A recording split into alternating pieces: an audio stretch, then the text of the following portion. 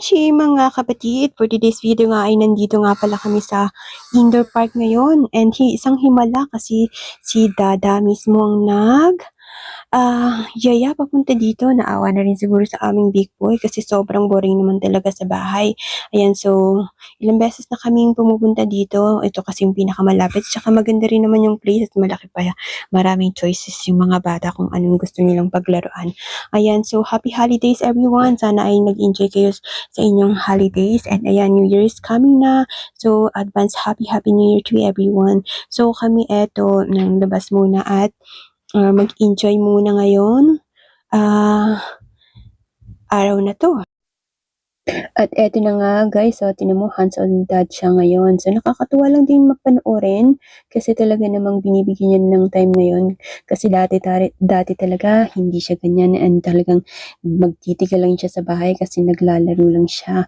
Pero ngayon, ayan, so kasama niya. Nakakatuwa lang din panoorin, iba din talaga ang nagagawa ng bata kapag medyo lumalaki nila sila, no? Ayan, so kita mong sobrang happy ng aming big boy ngayong araw na to. Kasi talaga namang sulit na sulit. Mura nga lang pala yung entrance dito. So, ang binabayaran lang dito ay per kids. Yung adult, wala siyang bayad. So, pagpasok mo dito, tatatakan lang kayo. And apat kami, so hindi naman ang binayaran lang talaga dito is for him. So, ang binayaran ko dito, I think it's $13.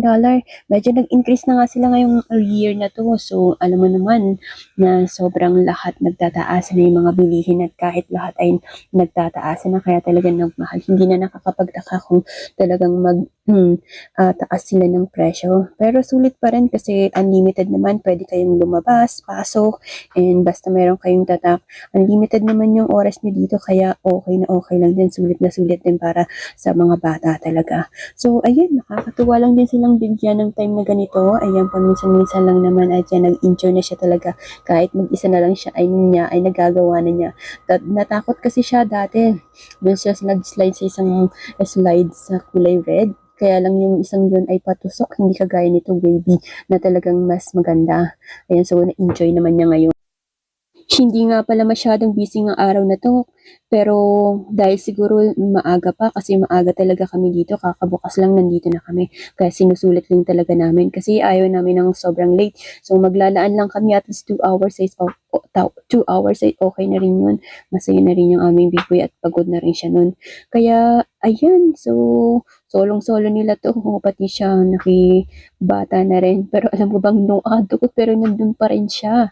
Ayan, hindi niya siguro napansin na hindi pwede ang matatanda doon. Pero nandun na siya sa taas nung sinabi kong hindi pwede. Pero tinuloy na lang din niya kasi nandun na siya. Ayan, so talaga na nag-i-enjoy siguro. Nag-stuck na siya dun sa taas. So hindi siya pwedeng bumalik na ulit. Mag-slide na lang din siguro siya mamaya. Kasi sinabi ko sa kanya na hindi talaga pwede. Late niya nang nalaman. Ayan, mag-slide na rin siya. Kasi nandun na rin siya eh. Wala siyang choice.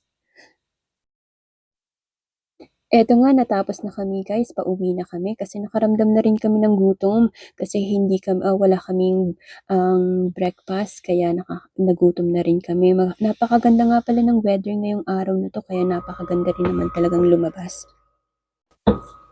At eto ang nabili namin, of course, kasi itong paborito niyang aming big boy, ang Jollibee, kasi marami siyang nakakain pag eto. Kaya, ayan guys, etong aming pagkain ngayon, kumuha na lang din ako ng palabok. Ayan guys, na-share ko lang sa inyo ang aming holidays ngayon. So, maraming salamat sa panonood. Sana ay magkita-kita pa tayo sa susunod naming mga video. Salamat po sa suporta. Bye!